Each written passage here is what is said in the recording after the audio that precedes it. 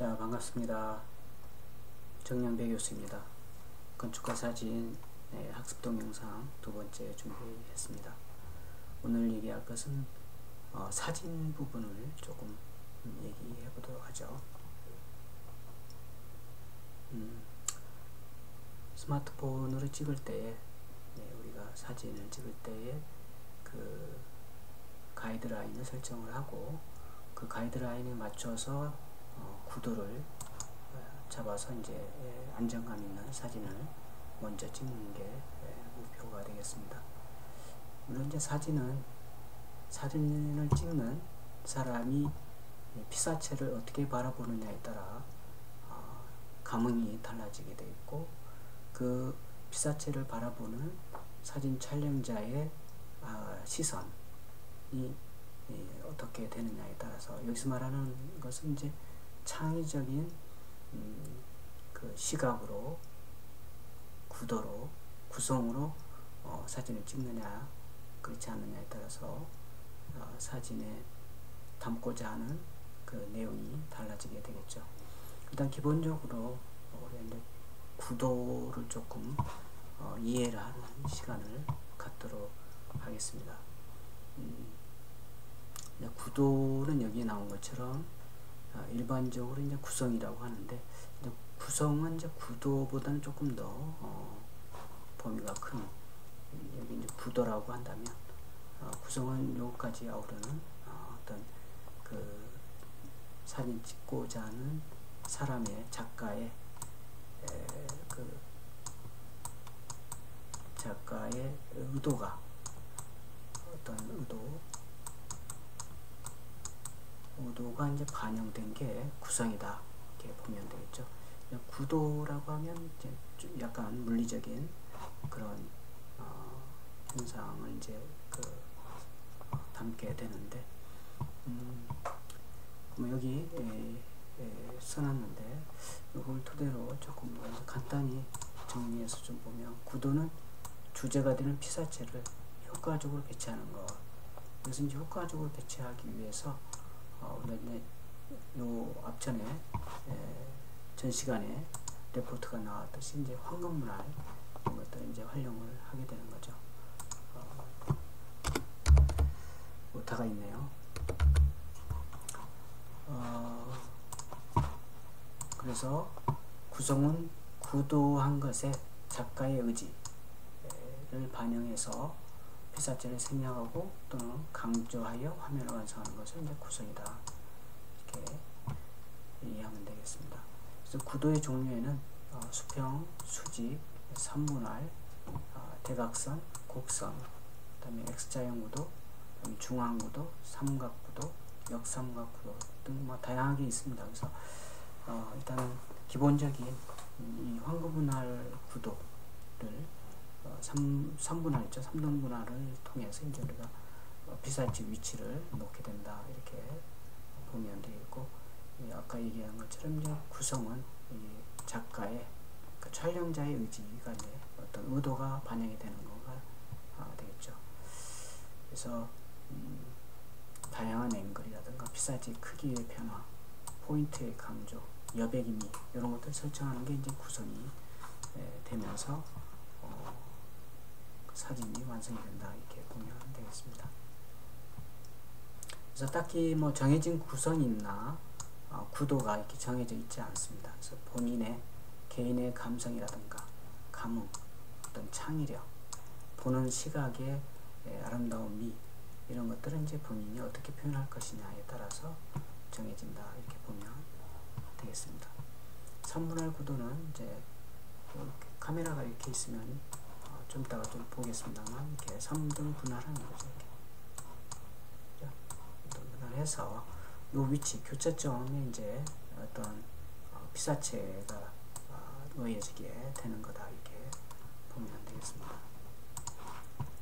그래서 화면을 가로 세로 3등분하여 교차점에 피사체를 위치하고, 그 피사체에 의해서 위치한 피사체에 의해서 이제 안전성과 원근감을 이제 갖게 되는 게 3등 분할이 되겠습니다. 그래서 대각선 구도는 속도감과 방향성, 대각선이니까, 그죠? 대각선, 어떤 운동감 이런 것들을 이제 주고 원근감을 이제 부여할 수가 있게 되겠습니다. 패턴 구도는 이제 어떤 그 규칙적인 피사체의 반복 이런 것들이 이제 반복되다 보니까 어떤 리듬감을 주게 되는 거죠. 이런 구도가 있게 되겠고, 그 다음에 이제 중앙 구도는 좌우 대칭이면서, 그렇죠? 피사체를 이제 그 좌우 대칭하지만 그 가운데에 피사체를 두고 강조하고 싶을 때 이제 중앙 구도를 씁니다. 삼각 구도는 이제 말 그대로 이제 삼각형 형태 구도를 잡는 거고, 하나의 포인트에 관심을 두는 부분이 되겠죠. 그 다음에 곡선 구도는 이제 여러 가지 곡선도 S자형 곡선도 이렇게 X자형 구도가 되겠죠. 이렇게 되면 그 다음에 이제 이러한 곡선 또는 이러한 곡선 여러 가지 곡선 모양의 구도가 있게 되겠습니다. 있어서 곡선 구도는 이제 부드럽고 율동감을 주고 리듬감을 표현할 수 있다.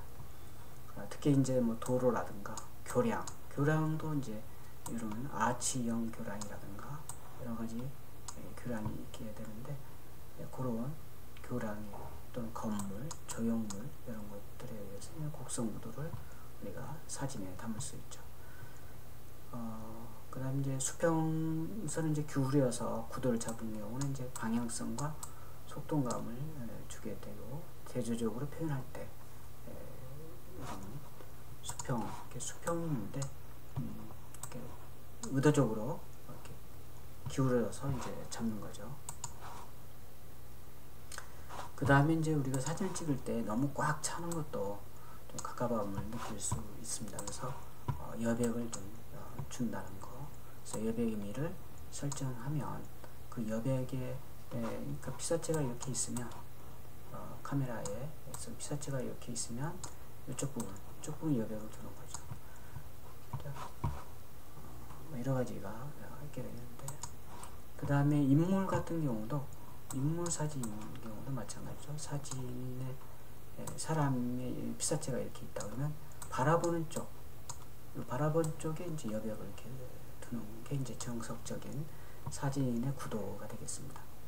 그 다음에 눈의 위치, 사람의 눈의 위치도 요 3등분 아래 요 첫 번째 여기에 교차점에 이제 두는 경우가 이제 안정감을 줄 수 있다. 이렇게 하면 되겠습니다. 그래서 인물의 시선이나 몸 쪽을 향한 곳에 여백을 두고 안정감을 느끼게 할 수 있다.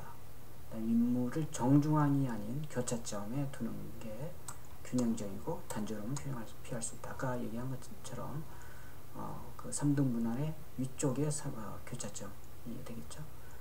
그리고 바라보는 쪽에 여백을 둔다. 이렇게 보면 되겠습니다.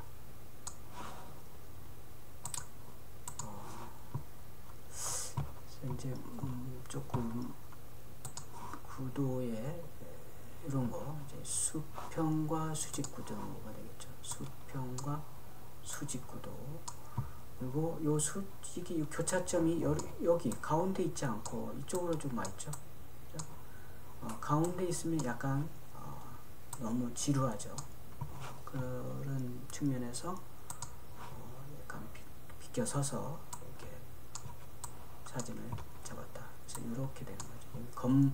건물이 벽 이렇게 있고 지붕이 이렇게 있는 거죠. 지금 이거 같은 경우 이제 여기 나온 것처럼 하나의 작가의 사진 예가 되겠습니다. 그 다음에 조금 전에 얘기한 것처럼 대각선 구도, 그렇죠? 대각선 구도에 이렇게 되면 여기에 요 라인에 구도를 잡고 이제 사람이 이렇게 있는 거죠. 절규하는. 마찬가지로 이것도 대각선 구도인데 양대각선이죠. 이렇게 양대각선. 그래서 특히 이제 여기에 포인트가 이렇게 있게 되겠죠. 이렇게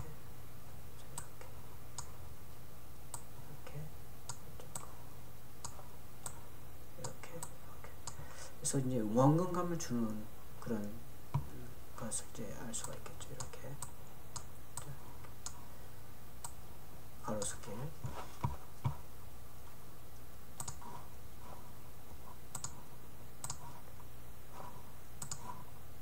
그 다음에 S자형 구도가 이렇게 되겠습니다. S자형 구도. 스케이트 타기. 이런 식으로. 이 강이죠. 이제 얼음이 얼어서 이제 스케이트 타는 그런 구도인데, 이렇게 S자형으로 이제 뒀다.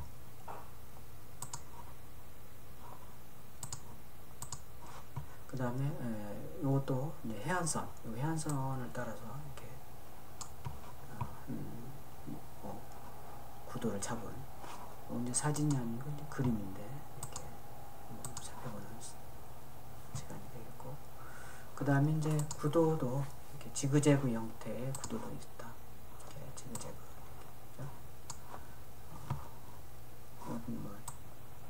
요즘 그 봄철인데 코로나19 때문에 나가지도 못하지만 춘분 행락도 해가지고 되어져 있습니다. 그림으로나마 봄을 느껴보도록 합니다. 그 다음에 이제 삼각형인데, 요 같은 경우 역삼각형, 이렇게 역삼각형 형태의 구도도 있게 됩니다. 그래서 역삼각형 구도인 경우는 이제 불안하나 동적이고 안정감을 주고 균형을 잡게 합니다. 그 다음에 이제 마름 목골 형태의 구도 이렇게 되겠습니다. 그 다음에 원형,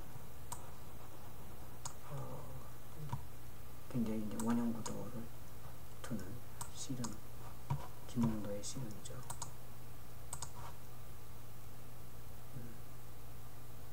여기까지가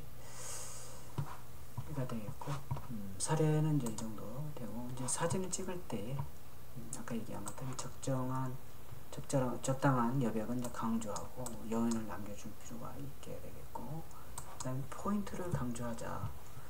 그다음에 이제 사진은 이제 우리가 지난 시간에 그 빛에 대해서 아마 여러분들 학습 이해를 했을 겁니다. 그래서 빛에 대해서 이제 우리가 빛이 있어야 사진에 이제 들어오는 빛의 양에 따라서 달라지게 되는데, 그림자를 둬라. 그러면 사진이 조금 더 우리가 역동적으로 그리고 안정감 있게 감상할 수가 있다. 그림자, 색, 빛 이런 것을 이용해서 어떤 포인트를 강조할 필요가 있다. 피사체의 포인트가 잘 드러날 수 있도록 하고 다양한 크기와 각도로 촬영한다. 그 다음에 객관적인 시점으로 평범하고 안정적인 촬영 각도를 찾을 필요가 있고, 그 다음에 이제 그 각도에 대해서는 뭐 부감이라든가 양각, 수평각 이런 게 있을 수 있습니다. 그래서 부감이라고 하는 건 이제 하이 앵글, 그래서 위에서 아래를 바라보고 촬영하는 기법. 예를 들면 풍경, 도시 모습, 넓은 범위를 촬영할 때 주로 이제 이런 앵글을 사용을 하고, 양각, 로우 앵글, 아래쪽에서 위를 바라보고 촬영하는 경우, 높은 어떤 피사체를 아래에서 이제 촬영할 때 수평각, 아이 레벨이라고 하고, 우리 이제 눈높이에 맞춰서 이렇게 찍는 거죠. 피사체와 같은 눈높이에. 그 다음에 발품을 팔아서 다양한 각도를 유지할 필요가 있고, 줌이나 촬영 거리를 이동해서 주제가 피사체에 잘 부각이 될 수 있도록, 강조될 수 있도록 해줘야 되겠고, 다시 말하면 이제 그 주제 외에 주변이죠. 그런 것들은 이제 방해되는 피사체들은 제거할 필요가 있다. 그 다음에 이제 요건 이제 여러분 좀 기억을 해둘 필요가 있는데, 사진은 단순합니다. 사진은 피사체를 바라보는 촬영자의 창조적인 시각으로부터 시작된다. 아까 얘기를 했죠. 우리가 구성을 얘기할 때 구도에 촬영자의 그 작가의 의도가 반영이 되는 그런 것을 이제 구성이다 얘기하면서 거기에 창조적인 시각이 들어간다 이렇게 얘기를 했는데 그 얘기가 이제 요 사진의 완성을 할 때 이런 개념이 여러분들 갖고 있으면 좋겠습니다. 즉 아름답게 바라보는 촬영자의 마음으로 바라볼 때 창의적이고 따스한 사진을 얻게 된다. 그래서 아름답게 바라보느냐 그렇지 않느냐에 따라서 사진을 다르게 느끼게 할 수 있다, 느끼게 된다 이렇게 보면 되겠습니다. 아름답게 바라보면서 찍은 사진은 아름다운 감흥으로 다가올 거고 그렇지 않고 약간 상당히 이제 제한적이고 굉장히 각진 그런 시선으로 바라보는 사진은 그런 느낌을 줄 것입니다.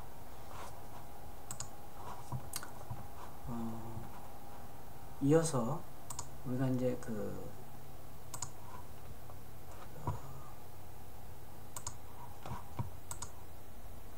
카메라의 그 상태, 스마트폰의 상태죠.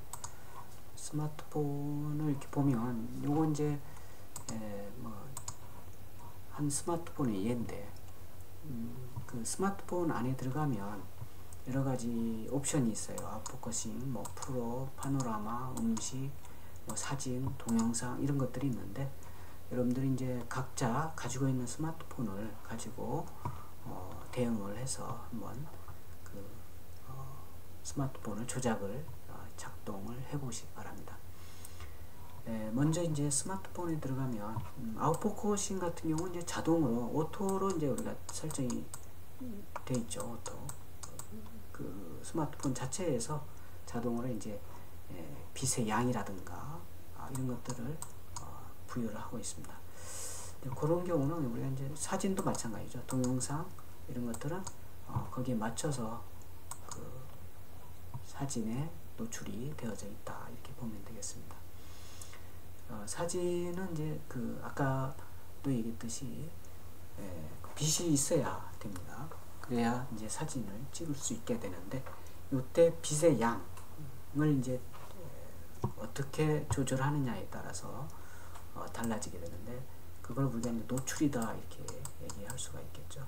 그래서 노출을 이제 컨트롤하는 것은 크게 조리개, 그죠? 조리개 그리고 셔터죠. 셔터 속도 얼마나 빨리 열고 닫느냐. 그 다음에 ISO라는 게 있게 되는데 ISO의 감도 요거에 따라서 이제 많이 좌우된다. 그래서 이제 사진을 찍을 때 필요한 그 노출 정도가 있다는 얘기죠. 거기에 맞춰서 이제 조리개라든가 ISO 감도라든가 셔터 속도 이런 것들이 이제 맞아지면 좋은 사진을 얻을 수 있게 된다 이런 얘기입니다.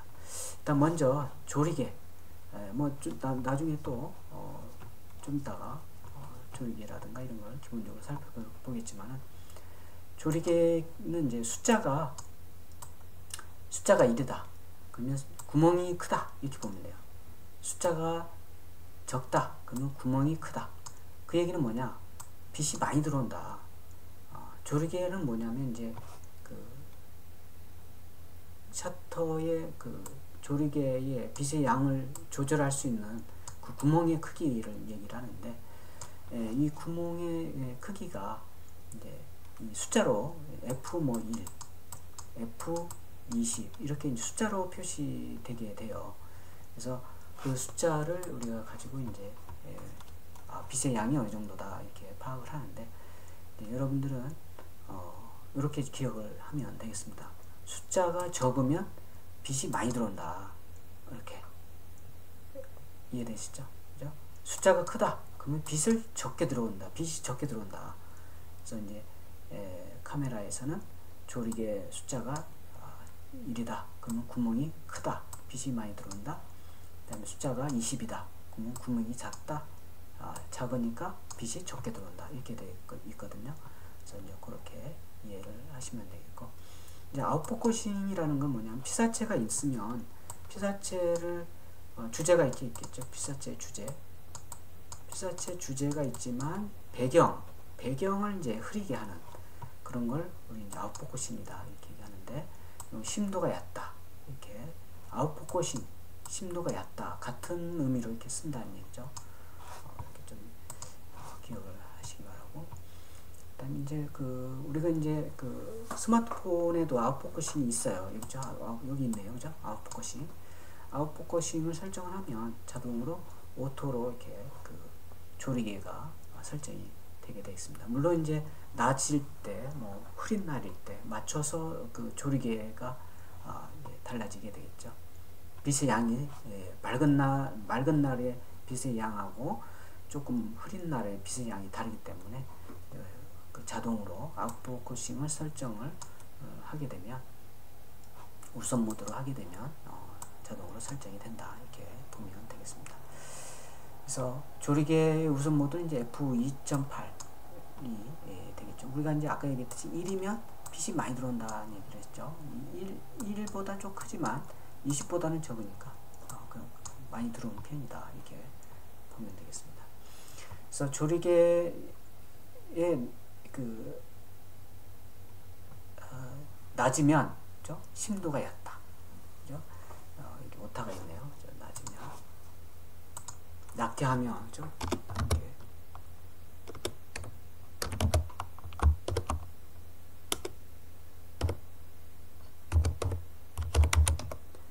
심도가 얕다.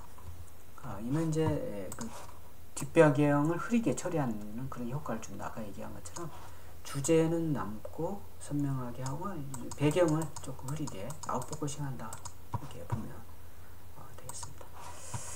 그래서 스마트폰에 이제 그런 조리개 숫자가 있게 되는데, 좀 이따 좀 보도록 하죠. 나중에 한꺼번에 일단 설명을 좀 하고. 그래서 변화에 따라 피사체의 선명도가 차이가 있다. 그래서 조리개 f2.8 피사체 위주로 하고 배경을 흐리게 처리한, 그다음 3.5, 7.1 피사체 외 그 밖의 풍경을 같이 담는 경우, 7.1 정도 되면 주제와 부제 이것도 이제 같이 표현할 수가 있고, 20, 10, 16, 22 이렇게 변화가 있게 되면 서로 다르게 나타난다 이렇게 보면 되겠습니다. 조리개가 밝은 사진, 밝다는 것은 이제 F값이 낮다는 거, 아까 얘기했듯이 빛이 많이 들어온다 그런 뜻이라는 얘기고, 심도가 얕은 사진이다 이렇게 이해를 하면 되겠습니다. 그래서 피사체 위주로 하고 배경을 흐리게 처리한다. 아까 얘기했죠. 아웃포커싱 주제만 선명하고 나머지는 좀 부제들은, 주변들은 흐리게 이렇게 처리한다.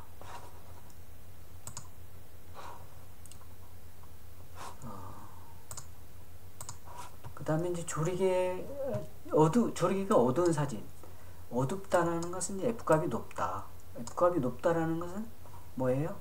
빛이 적게 들어온다, 그죠?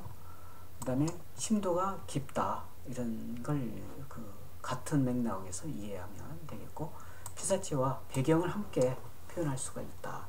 F값을 높게 하면 그렇다는 얘기죠. 다 같이 나온다는 얘기죠. 이게 이제 조리개 얘기가 되겠고, 좀 이따 나중에 또 살펴보기로 했죠. 일단 여기 있는 내용을 좀 먼저 보도록 합니다. 그 다음에 이제 셔터 속도가 되겠습니다.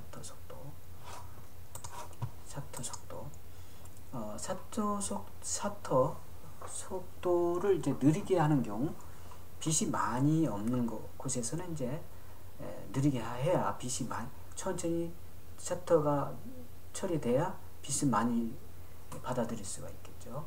또는 움직임이 있는 피사체, 이럴 때는 이제 셔터 속도를 이제 느리게 해서 한다. 그럴 때는 이제 상막대를 이용하는 게 좋습니다. 왜냐하면 손떨림이 있기 때문에. 왜냐하면 셔터 속도가 순간이 아니고 어느 정도 절커덕 이렇게 좀 이렇게 소리가 나게 되죠. 이런 경우는 이제 손떨림이 많이 작용하기 때문에 상막대를 사용해서 손떨림을 좀 방지를 할 필요가 있다. 스마트폰에는 이제 자동으로 손떨림 방지 옵션이 있어요. 그래서 이제 그걸 사용하기도 하지만 우리가 이제 렌즈용 DSL 사진 같은 경우는 이제 삼각대를 이용을 하거나 스마트폰도 이제 삼각대를 요즘 많이 사용하죠. 그죠? 그 다음에 셔터 속도를 빠르게 하는 경우는 순간 포착하는 경우, 당연히 아까 이제 반대되는 경우죠. 빛이 너무 많아서 사진을 너무 바를 때, 이럴 때는 순간적으로만 열었다 닫아야 되겠죠. 이때는 이제 셔터 속도를 빠르게 하는 필요가 있다.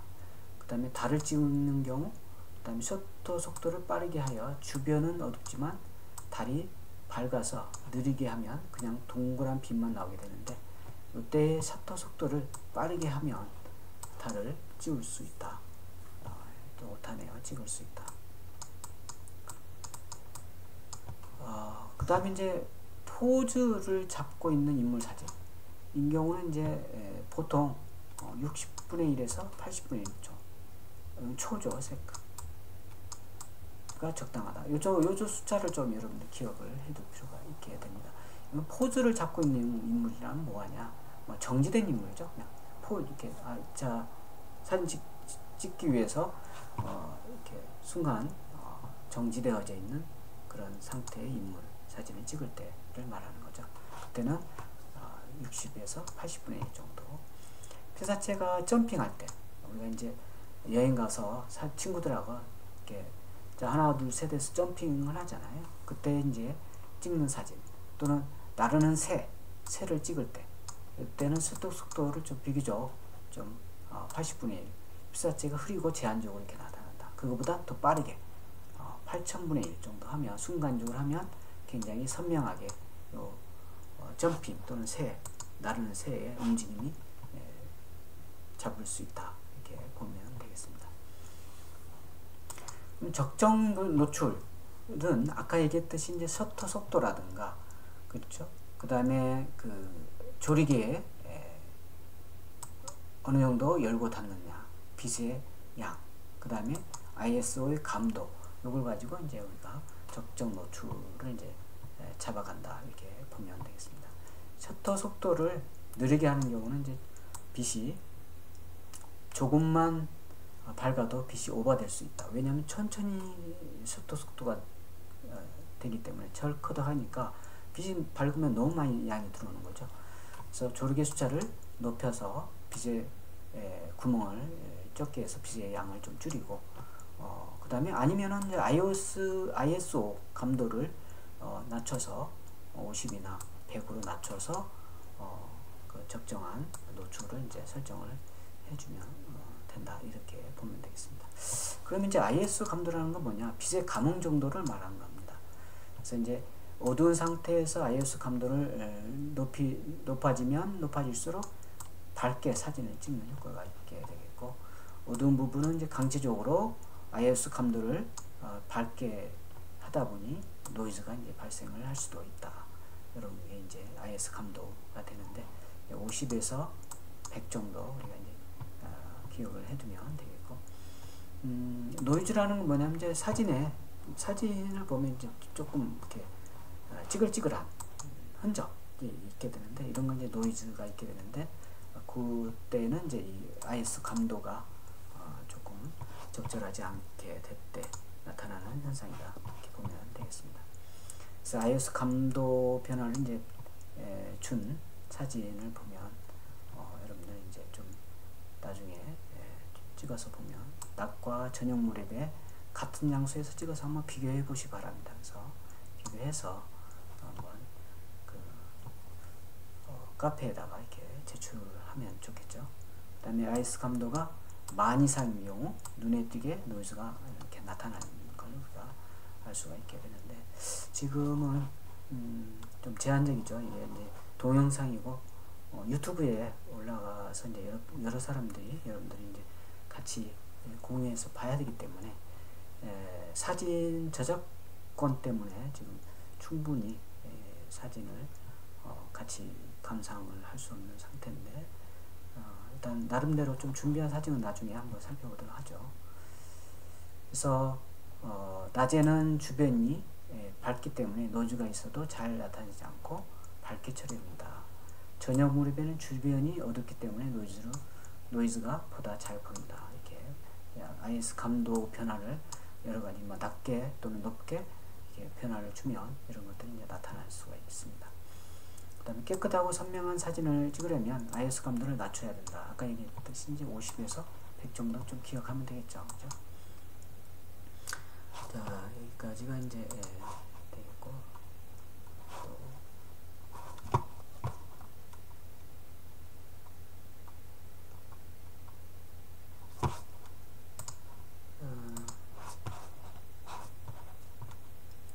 그 다음에 이제 아웃포커싱 인물 사진을 찍을 때 카메라 설정을 비교하는 그런 경우도 한번 살펴볼 수가 있겠는데, 배경을 아웃포커싱 하는 경우 셔터 속도는 60분의 1, 조르게 2.8, 감도 100. 이 정도 한번 설정을 해서 한번 찍어볼 필요가 있겠죠. 그러면 피사체의 움직임이나 사진 찍는 사람의 흔들림을 고려해서 IS 감도를 320으로 하건, 예를 들어서 셔터 속도 80분의 1, 조리개 F 2.8, 감도 320으로 이렇게 변경해서 요 두 개를 요거하고 요거를 이렇게 비교를 해보면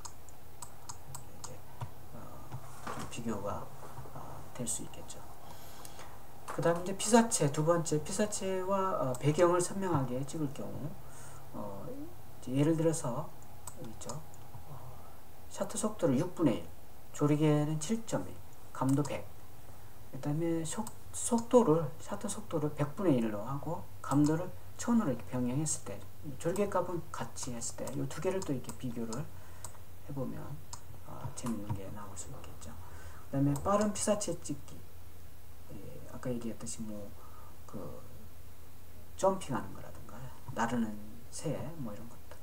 셔터 속도 60분의 1, 조리개 2.8, 감도 500. 그 다음에 2000, 2.8, 감도 8000. 그래서 서로 이제 이렇게 노출을 달리해서 한번 보면 되겠죠. 비교를 해보면 되겠죠. 마찬가지로 이제 셔터 속도를 빠르게 설정하는 경우는 빛에 빠르면 빠를수록 빛이 이제 적게 들어오는 거니까 조리개를 밝게 하고 감도를 높일 필요가 있겠죠. 왜냐하면 전체 노출을 이제 맞추기 위해서 그런 거죠. 그래서 밤에 사진 찍기는 이제 조리개를 최대한 밝게 설정한다. 조리개는 밝게, 감도 셔터 속도를 보면서 이제 감도를 조정하죠. 빠르면 감도를 조금 더 낮게, 느리면 감도를 조금 더 높게. 그래서 셔터 속도 60분의 1 아래로 내려가면 흔들릴 확률이 많아진다. 그 다음에 밤에는 최대한 빛이 많은 곳을 찾아서 이렇게 찍거나 아니면 뭐 플래시를 이제 이용하는 거죠. 셔터 속도 4분의 1, 조리개 2.8, 감도 8000.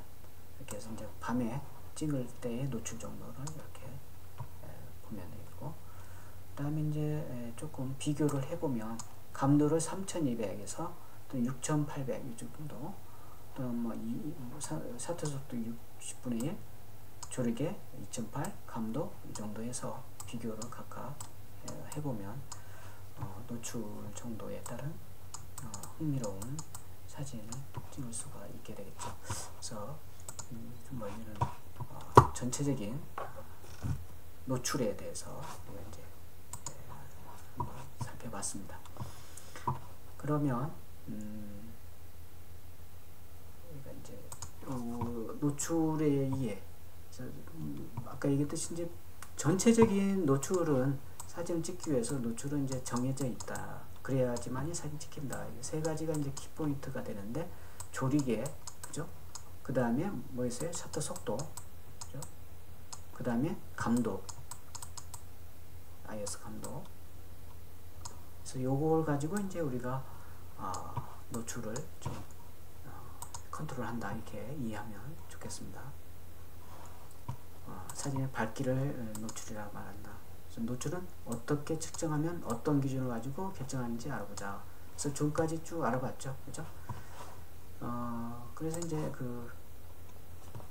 카메라의 노출 정도를 우리가 보면 카메라 기본 노출 기준은 반사율 18%를 기준으로 이제 카메라 노출을 측정한다.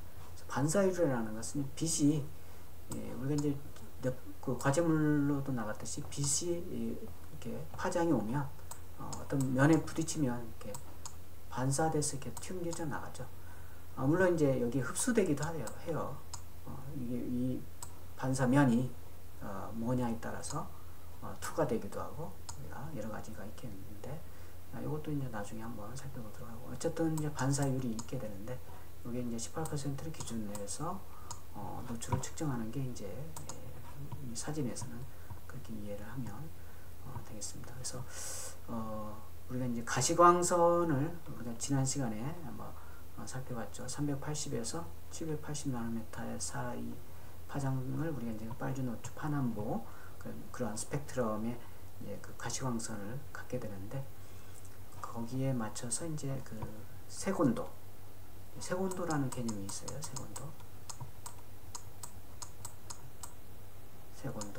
색온도라는 것은 이제 그 주광, 태양빛의 온도를 말하는 건데 보면 일단 먼저 노출을 좀 보죠. 자동 노출 기본 해가지고 반사율 100%, 순백, 회색 18%, 검정색 0%. 그래서 이제 기본을 이제 18%를 둔다 이렇게 돼 있죠. 그래서 여기 셔터 속도 80분의 1, 조리개 f 5.6 정도 이렇게 되면 회색 정도 반사율이 되는 거죠.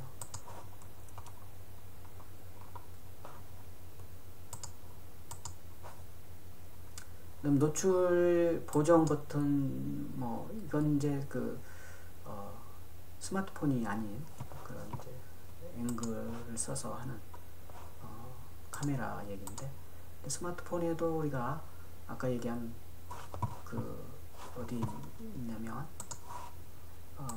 여기 프로에 이렇게 옵션을 들어가면 여기에 여기 있죠.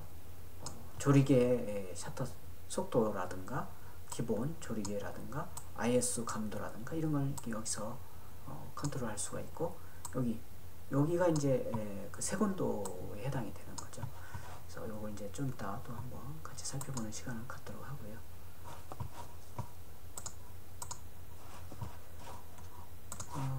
다시 되돌아오면 빛의 노출 보정치가 이렇게 쭉 소개되어 있습니다. 이걸 한번 이렇게 살펴보도록 하고요.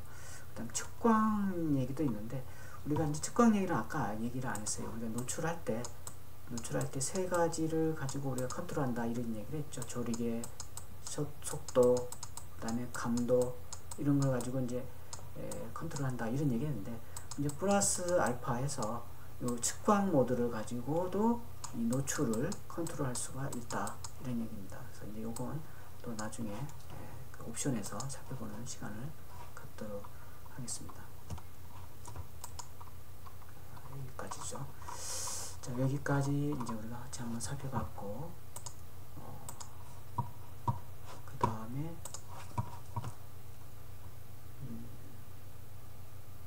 조리개를 한번 보도록 하죠. 조리개. 아까 우리 이제 조리개 노출을 컨트롤하는 조절하는 요소 해가지고 조리개 속도 감도 이렇게 아까 얘기했죠. 그죠? 그 중에 조리개 여기 있네요. 그죠? 그 구멍의 크기 숫자가 크면 클수록 이 구멍의 크기가 적다. 숫자가 적으면 적을수록 구멍 크기가 크다. 빛의 양이 많이 들어가고 빛의 양이 적게 들어간다. 이렇게 이해해달라 이렇게 얘기를 했었죠. 그죠? 그래서 이렇게 보시면 되겠고 나머지는 다 얘기를 한 것 같아요. 그래서 아웃포커싱, 펜포커싱 이렇게. 그 다음에 셔터는 그 누르는 속도가 되겠죠. 이것도 이제 얘기를 했습니다. 저속 셔터는 느린 셔터 속도로 이용해서 흐르는 냇물을 찍는다든가 또는 뭐 그 스냅 사진을 찍을 때에 여기 있는 것처럼 저속이라고 쉽게 구분하고 고속 셔터로 움직이는 피스자를 정지하게 찍는 거, 스냅 사진 찍을 때. 그래서 뭐 125분의 1초 이렇게 찍는 경우라든가 여러 가지 조리개 셔터 속도를 조절해서 찍으면 되겠습니다. 그 다음에 감도 있죠. 우리가 이제 100에 뭐 50에서 100을 우리가 조금 기준으로 얘기를 했긴 했는데, 촬영할 때에 그때의 빛의 양, 그 다음에 셔터 속도 이런 거에 따라서 감도를 이렇게 달리 해주면 전체 노출을 컨트롤해서 찍을 수 있게 된다, 이런 얘기를 했습니다. 그 다음에 조리개와 셔터의 관계. 그래서 F8일 때 셔터 속도는 이제 125분의 1초로 하여 아웃포커싱을 위해서 F2를 열었다면 2000분의 1초 이런 이제 계산이 나오는데, 이것도 뭐 이렇게 여러 가지를 여러분들 그러니까 조리개를 8로 했을 때, 그 다음에 2로 했을 때의 셔터 속도를 125분의 1초, 2000분의 1초, 요건 이제 같은 노출이 된다, 이렇게 보면 되는 거죠. 그죠? 한 예입니다. 예가 일례로 이렇게 여러분들 기억을 하면 되겠고, 그 다음에 노출의 중요성. 노출이 있어야 사진이 찍히는 거죠. 기본적으로 중요하게 되겠고, 그 다음에 보정, 여러 가지가 있게 되는데, 심도라는 얘기는 아까 했습니다. 그래서 여기까지. 그래서 여러 가지 그 노출을 컨트롤해서 여러분들이 한번 실제로 사진을 찍어서 감상을 해볼 필요가 있고, 직접 스마트폰으로 여러 가지 타입을 해보시기 바랍니다. 자, 먼저 여기 이제 스마트폰, 아까 얘기한 3등분이 이렇게 돼 있죠. 이렇게 3등 가이드라인. 그래서 여러분들 그 옵션에 들어가서, 이 옵션에 들어가지고 이 가이드라인 설정할 수 있게끔 돼 있어요. 그래서 처음에는 설정을 하시기 바랍니다. 그래서 설정한 다음에 요 교차점에 이제 피사체를 이제 두게 되는 거죠. 기본이. 그렇게 이해를 하시면 되겠습니다. 요건 지금 셔터 속도가 350분의 1초, 감도는 80, 기본이 돼 있고, MF 돼 있고, 이제 세곤도 얼마인가요? 25,000인가? 2,500이네. 2,500켈빈. 세곤도에 대해서 조금 얘기를 하고 가죠. 세곤도는 여기 있네요. 그죠?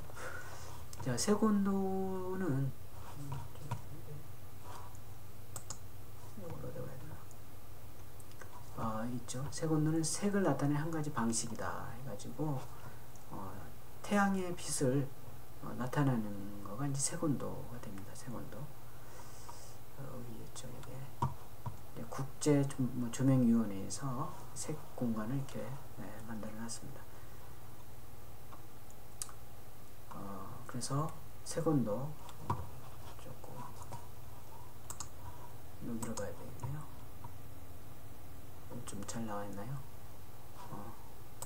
세곤도 이렇게 돼 있고, 전체의 색과 동일한 색을 갖는 흑제의 온도로 정의된 전체 표면 온도다. 그쵸. 요거 말고 조금 더 내용이 우리가 원하는 내용을 좀 찾아서 보도록 하죠. 어디쯤에 있습니까? 그런 내용이 없는 색지수라는 용어도 씁니다. 여기 있네요. 그죠? 여기. 우리가 이제 세곤도를 6000 도케이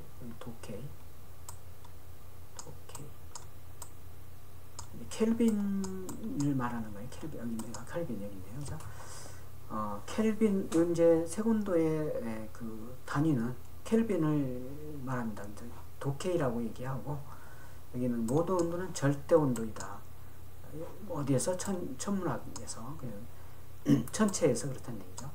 그래서 절대 온도의 단위는 켈빈으로서 K로 표시한다. 그래서 도케이로 표시하고 절대 온도와 섭씨 온도 단위와의 관계는 이렇게 됩니다. 켈빈은 섭씨 온도에 플러스 273.15 절대 온도의 보정값이죠. 그래서 요걸 기억을 해두기 바랍니다. 그래서 여러분들 좀 메모를 해서 여기는 좀 메모가 안 되어 있는데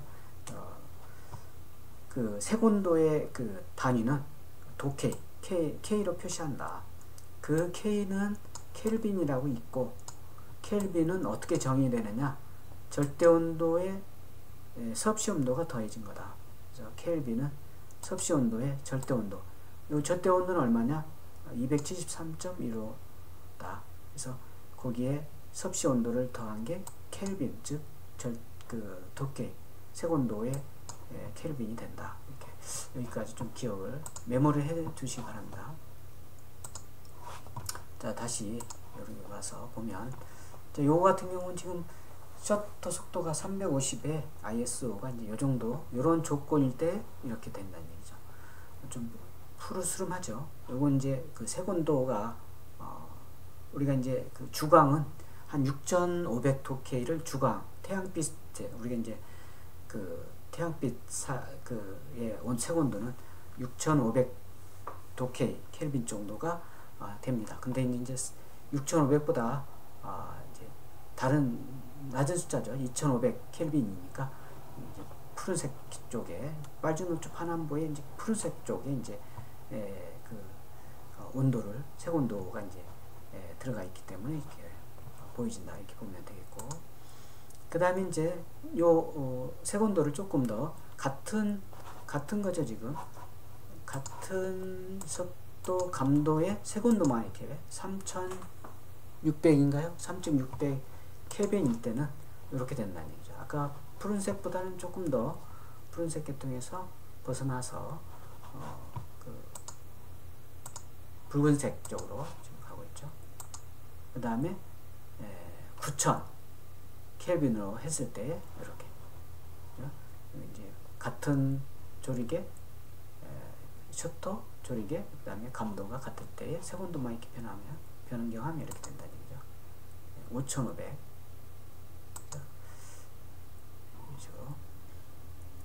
5,500 5,500이죠. 마찬가지로 이제 여기에서는 5,500인데 여기 셔터 속도를 50분의 1초 감도를 100으로 했더니 이렇게 이제 너무 노출이 많이 들어오는 거죠.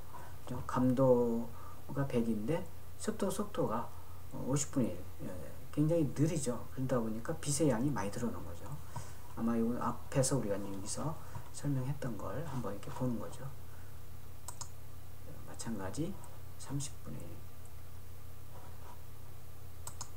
그 다음에 아까 봤던 건가요? 색온도가 좀 다른 거죠. 지금 흐릿해서 잘 안 보이는데 80. 이건 5,500에 180. 이게 이제 감도를 800으로 줬을 때 이렇게 감도가 높아졌죠. 높아지고 빛의 양이 많이 들어오는 상태가 되다 보니까 이렇게 허옇게 되는 거죠. 또 마찬가지 400, 180분의 1 마찬가지입니다. 그래서 여러분들도 이제 요걸 프로 쪽에 선택을 옵션에 들어가면 요 셔터 속도라든가 감도, ISO 감도, 색온도 이런 것들을 변경할 수가 있게 되어져 있습니다. 그래서 여러 가지 변경을 해서 그 카페에다가 제출을 하면 되겠습니다. 그래서 셔터 속도 50분의 1, 그다음에 50이죠. 요거 이제 배경이 같은 배경인데 셔터 속도를 24,000분의 1 하고 감도를 50으로 하고 했을 때 이렇게 시커멓게 나온 걸 볼 수가 있습니다. 1000 할 때 5000, 500, 그 다음에 180, 얼마인가요? 15, 다양한 10, 여러가지 60분의 1. 그래서 여러분들 예를 들어서 셔터 속도를 고정을 하고 세곤도, 감도, 이 파라메터를 두 개는 고정하고 하나씩 변경을 해야 되겠죠. 그래야 비교가 되니까. 지금은 이제 여러 가지 형태를 소개하기 위해서 여러 가지가 있습니다. 자, 오늘은 여기까지 하도록 하고, 끝으로 과제물이 있습니다. 과제물은 지금까지 배운 노출에 대한 부분을 여러분들이 사진을 찍어서 카페에 제출하면 되겠습니다. 그 과제물 내용은 아웃포커싱 찍기, 두 꽃 비교, 이렇게 요걸 맞춰서 찍으면 되겠어요. 그 다음에 피사체와 배경을 선명하게 찍기, 마찬가지 비교할 것. 그 다음에 빠른 피사체 찍기, 마찬가지 비교하고, 밤에 사진 찍기, 밤에 이렇게 찍어서 어떻게 되는지 이렇게 좀 비교할 것. 그 다음에 그 조리개만 변화를 줘서 사진을 좀 비교하는, 물론 이제 같은 장소, 같은 피사체, 그리고 나머지는 이제 고정을 해야 되겠죠. 그죠? 셔터 속도라든가 감도를 변하지 않도록 하고, 조리개만 변경을 해서, 조리개 값만 변경을 해서 찍어서 어떻게 변화되는지를 제출하면 되겠습니다. 빠른 피사체 찍기 같은 경우는 이제 피사체를 동일한 피사체를 하기가 어려운 경우에는 다른 피사체를 해도 됩니다. 가능하면 이제 동일한 피사체를 가지고 찍어서 이러한 조건 하에 찍어서 비교를 하면 되겠습니다. 그리고 찍은 사진은 파워포인트에 각각 정리해서 비교 사진을 넣어서 비교한 파워포인트로 제출하면 되겠습니다. 자, 오늘은 여기까지 하도록 하고 마치도록 하겠습니다. 수고하셨습니다.